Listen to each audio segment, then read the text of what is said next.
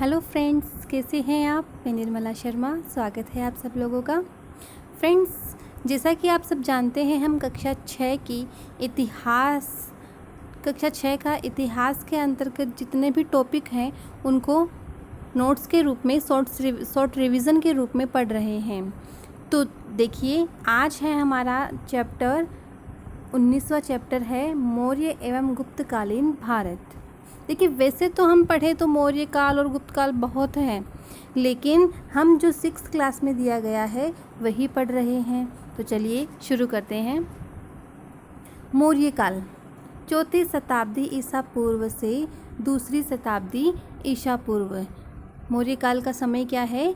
4वीं शताब्दी ईसा पूर्व से 2री शताब्दी ईसा पूर्व। आचार्य चाणक्य, जिनका नाम विष्णुगुप्त भी था, कौटिल्य भी था, ठीक है, तक्षशिला विश्वविद्यालय के शिक्षक थे।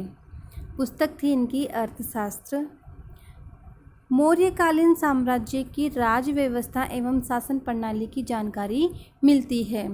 जो चाणक्य द्वारा जो अर्थशास्त्र लिखी गई थी उसमें इकोनॉमिक्स से संबंधित कुछ नहीं था, उसमें आर्थिक कोई भी वर्णन नहीं था, उसमें मौर्यकालीन राज व्यवस्था, राजनीति से संबंधित था। ये एक बार प्रश्न भी पूछा गया है ये कि अर्थशास्त्र का संबंध किससे है, राजनीति से या फिर धार्मिक से या आर्थिक से, तो उसमें आंसर था राजनीति से। ठीक है, आगे देखिए। चंद्रगुप्त मौर्य मगध के शासक घनानंद को हराकर 322 ईसा पूर्व शासक बना। सेल्यूकस को हराया और सेल्यूकस निकेटर की पुत्री थी हेलेना, उससे विवाह किया था। तो सेल्यूकस ने उनको हेरात, काबुल, कांधार एवं बलूचिस्तान ये दिए थे, और बदले में जो चंद्रगुप्त हैं उसने 500 हाथी सेल्यूकस को दिए थे। आगे देखिए। पुत्री हेलेना का विवाह चंद्रगुप्त से किया। मेगस्थनीज को चंद्रगुप्त के दरबार में राजदूत बनाकर भेजा।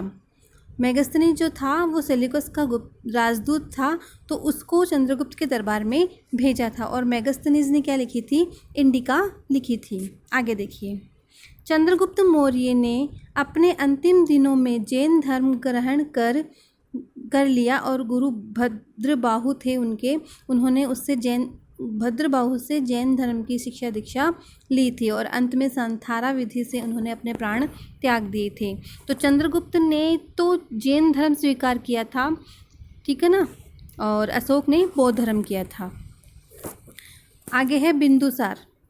बिंदुसार, इसका अन्य नाम अमित्रघात है। प्रधानमंत्री इसका चाणक्य है। धर्म ब्राह्मण है, और इन्होंने आजीवक संप्रदाय को अपनाया था।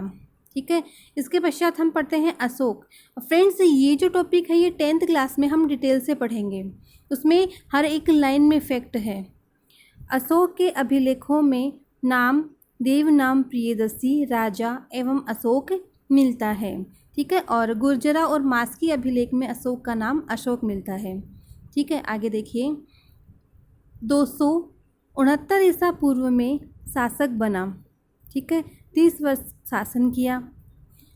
सम्राट अशोक पहला शासक था जिसने अपने अभिलेखों के माध्यम से राज्य की प्रजा को संदेश पहुंचाने का कार्य किया था, और ये शिक्षा उन्होंने कहाँ से? ईरान के शासक दारा से ली थी। जो अभिलेखों के माध्यम से अपना संदेश पहुंचाने की जो परंपरा है वो ईरान के शासक दारा है, उससे ली थी। ठीक है, आगे देखिए। अधिकतर अभिलेखों की भाषा प्राकृत है। उत्तर पश्चिम में कुछ अभिलेख यूनानी भाषा में है, और उनकी लिपि क्या है? ब्राह्मी है। कुछ खरोष्ठी में भी है। ठीक है, आगे देखिए।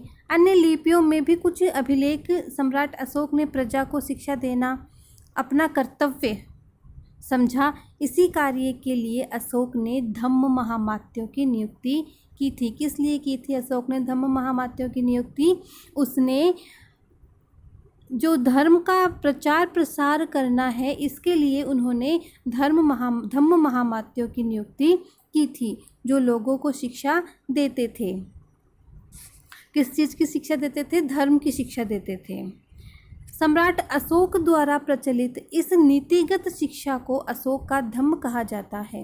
देखिए फ्रेंड्स, 6th क्लास में कुछ ऐसे फैक्ट हैं जो 10th में नहीं है, तो ज़रूरी है हमें दोनों में से पढ़ना। जो इसमें हमने पढ़ लिया वो उसमें हमें आसानी से समझ में आ जाएगा। आगे देखिए, जिससे जनता को अच्छा व्यवहार करने के लिए प्रेरित किया जाता था। धम्म में वो क्या कहते थे कि जो अच्छा व्यवहार करना है उसकी शिक्षा दी जाती थी। बौद्ध धर्म में उत्पन्न मतभेदों को दूर करने के लिए अशोक ने पाटलिपुत्र में तृतीय बौद्ध संगीति का आयोजन किया था। अशोक के समय पाटलिपुत्र में तृतीय बौद्ध संगीति का आयोजन किया गया था। ठीक है, आगे देखिए। और जो बौद्ध धर्म का प्रचार है उन्होंने देखो किस किस को कहाँ भेजा था, ये हमें 10th में नहीं मिलेगा, ये हमें यहीं लर्न करना है, यहीं याद करना है। देखिए, सोन एवं उत्तरा स्वर्ण भूति यानी पेंगू, फिर महेंद्र संघमित्रा, ये तो सबको पता है कि सिंहल द्वीप श्रीलंका, फिर है महारक्षित को भेजा था यवन प्रदेश और रक्षित को भेजा था वनवासी जो उत्तरी कनाडा है वहाँ पे। आगे हम देखते हैं गुप्त काल। मौर्य काल के बारे में 6th क्लास में इतना ही है। आगे हम पढ़ते हैं गुप्त काल। मौर्य साम्राज्य के बाद शुंग, सातवाहन, कुषाण आदि वंशों ने शासन किया।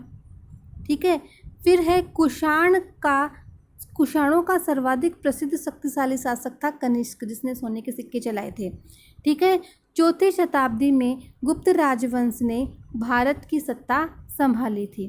फिर शताब्दी आ गई, अभी तो हम ईसा पूर्व पढ़ रहे थे, लेकिन जो गुप्त काल है वो 4वीं शताब्दी में आया था। गुप्त वंश का प्रथम प्रतापी शासक चंद्रगुप्त प्रथम था। ठीक है, और इसकी गुप्त वंश का प्रथम शासक कौन था? श्रीगुप्त। आगे देखिए, 319 ईस्वी में शासक बना, गुप्त संवत चलाया। जब जिस वर्ष में ये शासक बना था उसी वर्ष में गुप्त संवत को चलाया था। फिर है समुद्रगुप्त, पिता चंद्रगुप्त प्रथम, माता कुमार देवी।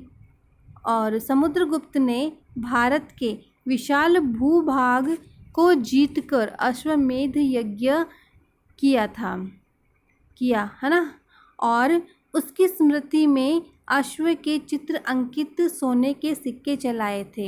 समुद्रगुप्त ने अश्वमेध यज्ञ किया था विशाल भूभाग को जीतकर, और उसकी स्मृति में उसने क्या करवाया था? सोने के सिक्के बनवाए थे, उसके ऊपर अश्व का चित्र अंकित करवाया था। हरिसेन जो इसका दरबारी कवि था या लेखक था, जिसने प्रयाग प्रशस्ति की रचना की थी। हरिसेन ने प्रयाग प्रशस्ति की रचना की थी। प्रयाग प्रशस्ति से समुद्रगुप्त के विजयों की जानकारी मिलती है। समुद्रगुप्त स्वयं वीणा बजाता था और एक मुद्रा पे उसको वीणा बजाते हुए भी दिखाया गया है। देखिए फ्रेंड्स, ये जो प्रयाग प्रशस्ति है ये हरिसेन ने तो इसकी रचना की थी, लेकिन इसको उत्कीर्ण किसने करवाया था? तिल्लभट्ट ने। किसने करवाया था? तिल्लभट्ट ने। आगे देखिए, फिर है चंद्रगुप्त द्वितीय, जिसको हम विक्रमादित्य भी कहते हैं। कला विद्या के संरक्षण एवं अद्वितीय योद्धा के रूप में स्मरण किया जाता है। किसको? चंद्रगुप्त द्वितीय यानी विक्रमादित्य को। गुप्त काल को स्वर्ण काल इसी के काल में कहा जाता है। और गुप्त काल को स्वर्ण काल क्यों कहते हैं? क्योंकि गुप्त काल में अनेक मंदिर बनवाए गए थे, मूर्तियों का निर्माण हुआ था, इसलिए इसको स्वर्ण काल कहा जाता है। कला का सबसे ज़्यादा विकास गुप्त काल में ही हुआ था। ठीक है, आगे देखिए, जो चंद्रगुप्त विक्रमादित्य है उसके दरबार में नवरत्न की एक मंडली थी, यानी 9 कवियों की एक मंडली थी, उसको नवरत्न कहा जाता था। इन नवरत्नों को मैंने एक सूत्र में किया है, अगर जिसको याद नहीं है वो आराम से याद कर सकते हैं। अवैध शंका वक्ष का घाव है। अवैध शंका वक्ष का घाव है। ठीक है, देखो, ऐसे बना अमर सिंह, वे से बना वेताल भट्ट, ध से बना धन्वंतरी, स से बना शंकु, का से बना कालिदास, वै से बना वररुचि, क्ष से बना क्षपणक, और का इसमें कुछ नहीं है, घा से बना घट्टर पर, और वै से बना वराह मिहिर। ठीक है, घटकर पर, है ना। आगे देखिए, चीनी यात्री फाइयान इसी के शासनकाल में आया था और हेंगशांग आया था हर्षवर्धन के काल में। उसकी पूज प्रजा और उसने अपने ग्रंथ में, कौन सा ग्रंथ था उसका वो आप कमेंट करके बताओगे, ठीक है।